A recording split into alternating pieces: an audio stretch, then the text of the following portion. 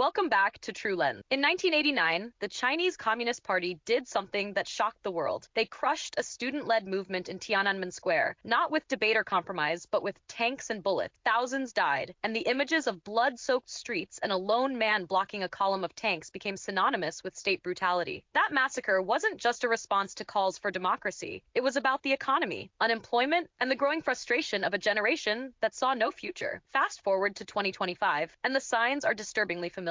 Back then, Deng Xiaoping's economic reforms dismantled the job guarantees students had once received. Suddenly, graduates had to compete in a so-called meritocracy riddled with nepotism. Corruption flourished. Job prospects collapsed. And when a generation of educated youth realized they had no place in this new system, they took to the street. Today, China is again teetering on a precipice. Youth unemployment is exploding. For many recent graduates, job hunting has become a brutal ritual of rejection. Government figures last put youth unemployment at 21.3% in June 2023, then promptly stopped releasing the numbers. The logic was Orwellian. If you don't measure the problem, it doesn't exist. But the silence hasn't hidden the truth. The unofficial indicators are damning. In 2024, university graduate employment rates fell to 55.5%. Nearly half of all graduates could not secure jobs. That's not a dip, that's a collapse. Tariffs, especially those imposed by the United States, have deepened the wound. China's economy, heavily reliant on exports, has lost its momentum. State-owned enterprises, once seen as rock-solid employers, are now shedding entire departments. One graduate described being blindsided when told to find a new job within 30 days after years of loyal work. Even those lucky enough to land jobs face crushing realities. In cities like Tianjin, some graduates work 12-hour shifts for as little as 3,000 yuan a month. That's not a career. That's economic survival. And when the system fails both the ambitious and the hardworking, desperation spreads. The real estate sector is imploding. In cities where these graduates hope to build lives, housing markets are frozen, not because prices are high, but because no one has money. Government directives not to criticize the market don't change the fact the people are broke. This crisis isn't confined to numbers or graphs. It's bleeding into the culture. One story reveals how far-reaching this anxiety has become. A young woman, a liberal arts graduate from the class of 2025, submitted 8,000 job applications. Not one success. She attended every job fair, won awards, participated in government-sponsored projects, and still came up empty-handed. Today, she can't sleep, avoids her parents out of shame, and shares her despair anonymously online. She's not alone. In response to this growing anxiety, students found unconventional outlets. In late 2024, tens of thousands began a bizarre trend: nighttime cycling marathons to a city called Kaifeng, all for dumpling. On the surface, it seemed innocent, but beneath it, the government saw something more dangerous: organization, mobilization, and potential protest. Authorities cracked down. Bike lanes were closed, campus restrictions tightened, and media tried to reshape the narrative. But the fear was palpable. The regime isn't scared of dumpling. It's scared of youth movements that echo 1989. Meanwhile, the Chinese government insists everything is fine. They announced 5.4%